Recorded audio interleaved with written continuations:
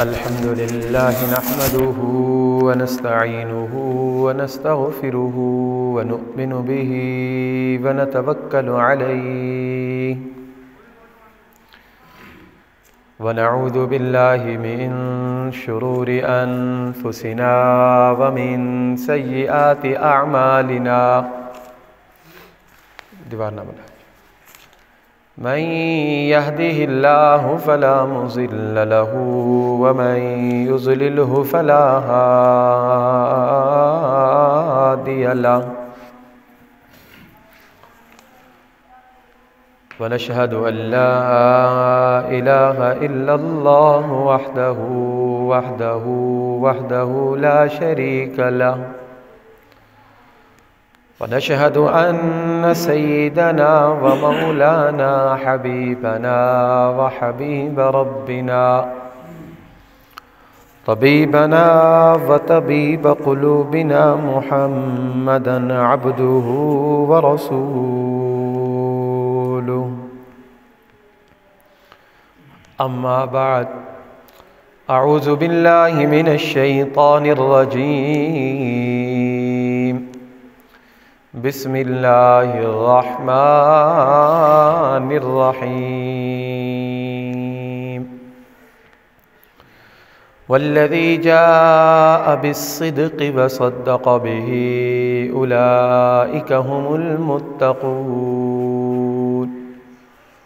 وقال تبارك وتعالى في مقام آخر لا يستوي منكم من أنفق من قبل الفتح وقاتل وقال النبي صلى الله تعالى عليه وسلم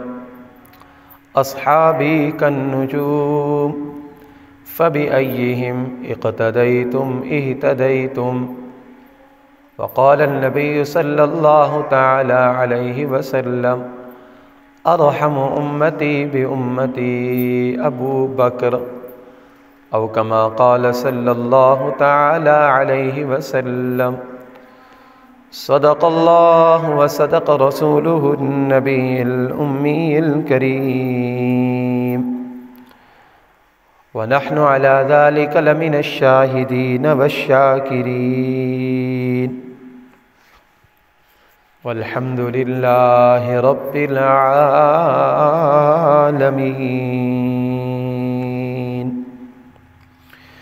ہے زمانہ معترف صدیق تیری شان کا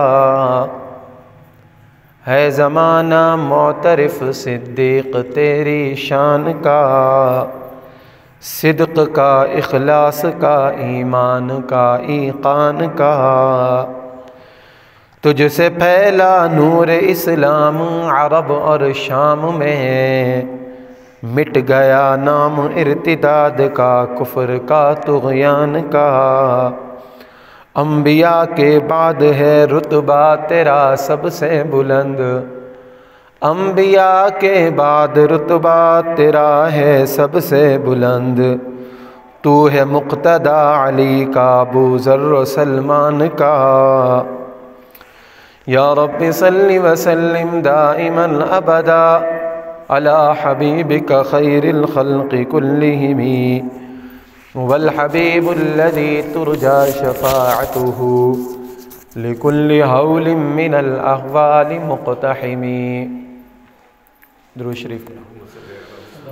اللهم صل على محمد وعلى آل محمد كما صليت على إبراهيم وعلى آل إبراهيم إنك حميد مجيد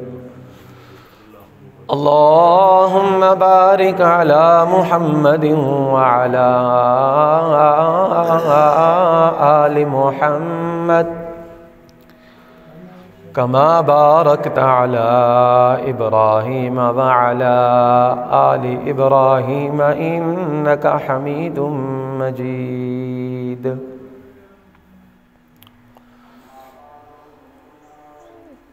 قرآن مجید فرقان حمید کی دو آیات رسول اللہ صلی اللہ علیہ وآلہ وسلم کی بے شمار احادیث میں سے 2 احادیث طیبہ کی خطبہ کے اندر تلاوت کی ہے۔ اللہ رب العزت سے دعا ہے کہ اللہ رب العزت ان آیات اور احادیث کی صحیح تشریح کرنے کی توفیق عطا فرمائے۔ اللہ تبارک و تعالی حق اور سچ بولنے کی، سننے کی، سمجھنے کی اور اس پر عمل کرنے کی توفیق عطا فرمائے۔ گزشتہ جمعے میں سیدنا حضرت ابوبکر صدیق رضی اللہ تعالیٰ عنہ کے حالات اور واقعات بیان کیے تھے، اور یہ گزارش کی تھی کہ انشاءاللہ اگلا جمعہ بھی سیدنا حضرت ابوبکر صدیق رضی اللہ تعالیٰ عنہ کے فضائل اور مناقب بیان ہوں گے۔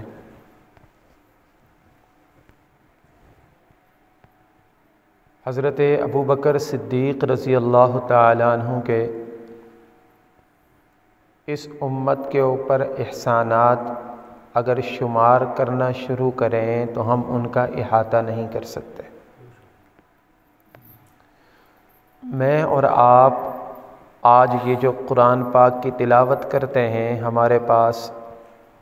قرآن کریم مصحف کے اندر موجود ہے۔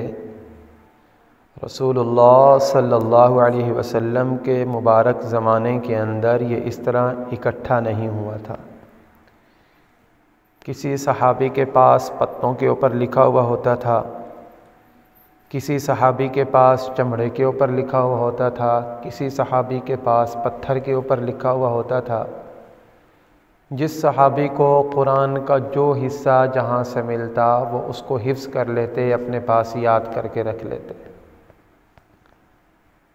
سیدنا حضرت ابوبکر صدیق رضی اللہ تعالی عنہ نے اپنے دور خلافت کے اندر اس بات کو محسوس کیا کہ آگے جا کر امت تقسیم ہو جائے گی، جس کے پاس جو ٹکڑا موجود ہوگا وہ اسی کو قرآن سمجھے گا، باقی کو قرآن نہیں